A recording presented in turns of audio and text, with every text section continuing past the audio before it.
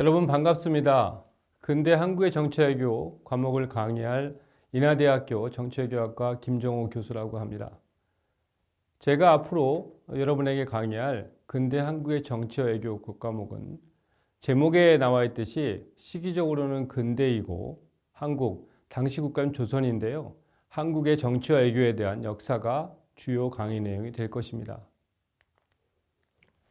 여러분도 잘 아시다시피 한국이라는 특정 국가의 정치와 외교의 역사를 이해하기 위해서는 그 배경이 되는 국가적 특성과 함께 또 역사적 흐름에 대한 폭넓은 이해도 필요하겠죠. 그리고 특히 오랜 기간 동안 한국과 밀접한 관계를 맺어온 중국, 일본과 같은 동아시아적 국가들에 대한 이해가 필수적이라고 생각합니다. 여기에 근대의 시작 전후에 한국에 큰 영향을 미쳤던 서양 국가들과의 관계 또한 중요합니다. 앞으로 제가 강의할 내용 역시 이러한 부분들에 초점을 맞추면서 진행될 것임을 미리 여러분께 말씀드립니다. 또 한 가지 여러분이 유의할 것은 앞으로 진행될 강의의 내용은 근대 한국의 정치와 외교의 전개 과정에서 매우 중요한 역할을 담당했던 주요 사건 중심이 될 것이라는 점입니다. 여러분 모두 잘 아시겠지만 어느 한 사건에는 그 발생 배경과 함께 사건의 진행 과정, 사건 결과와 그것의 의미, 영향 등을 이해하는 게 매우 중요합니다. 더욱이 앞으로 배우게 될 근대 한국의 정치와 외교에 나타난 여러 사건들은 서로 밀접한 연관성을 지닌 경우가 많으므로 하나의 사건에 대한 이해와 함께 그것과 관련된 다양한 사건들을 종합적인 시각으로 이해하는 것이 매우 중요합니다. 이러한 기본 원칙들을 바탕으로 제1주차에서는 근대 한국의 정치와 외교 교과목에 대한 여러분들의 전체적인 이해를 돕는 데 집중할 생각입니다. 구체적으로 강의의 시기적 범위, 공간적 배경, 그리고 시간적 흐름에 따른 주요 사건 중심의 강의 내용, 마지막으로 전체 강의에 대한 요약 등의 순서로 진행하고자 합니다. 다시 말씀드리지만 어떻게 보면 오늘 배울 제1주차 강의가 여러분이 근대 한국의 정치 외교 과목 전체를 이해하는 데 가장 중요할 수도 있을 것이라는 생각입니다. 여러분들이 강의를 잘 들으면서 머릿속으로 전체적인 강의 구조와 내용에 대해서 큰 그림을 그릴 수 있게 되기를 기대합니다.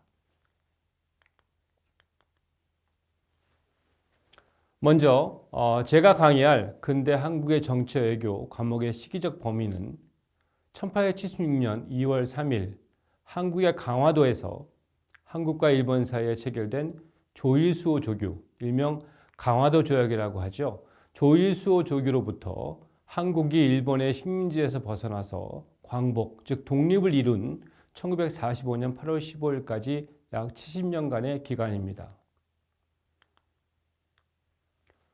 먼저 제가 1876년 체결된 조일수호 조규를 한국 근대의 시작이라고 본 것은 바로 조일수호 조규가 한국의 정치 외교사에 있어서 근대적 세계관이 반영된 최초의 명문화된 국제조약이기 때문입니다. 구체적으로 근대 이전 한국의 세계관은 중국을 세상의 중심으로, 그리고 다른 나라들은 중국의 속국이자 주변국으로 보는 소위 중화주의적인 것이었습니다. 동시에 한국 스스로를 중국을 제외하고 일본이나 주변 지역의 중심으로 보는 소중화주의, 즉 작은 중화주의적 관점을 지속해 왔습니다. 다시 말해서 한국의 전근대 시기에서는 중국 중심의 동아시아적 관점, 그리고 한국 중심의 차별적 세계관이 함께 존재했던 것입니다. 여기에 한국의 지리적 특성상 서양과의 직접 교류가 적었기 때문에 역사적으로 한국의 전근대적 세계관의 범위는 매우 제한적일 수밖에 없었던 것입니다. 그러나 여기서 여러분들이 정말 잊지 말아야 할 것은 전근대 시기에서도 한국 내부에서 근대적 세계관의 발전을 가능하게 한 철학적, 사상적 발전, 즉 소위 말해서 근대성의 내적 발전이 지속적으로 전개되었다는 사실입니다.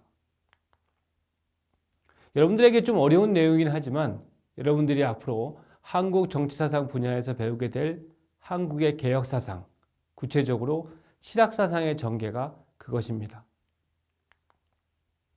인간, 사회, 국가 간 관계의 본질적 평등성을 강조했던 한국 실학사상의 발전이 우리가 6주차에서 배울 개화사상 중심의 갑신정변, 그리고 7주차에서 배울 동학사상 중심의 동학농민운동, 그리고 그 이후에 식민지 시대까지 전개된 한국개혁운동의 토대가 되었던 것입니다.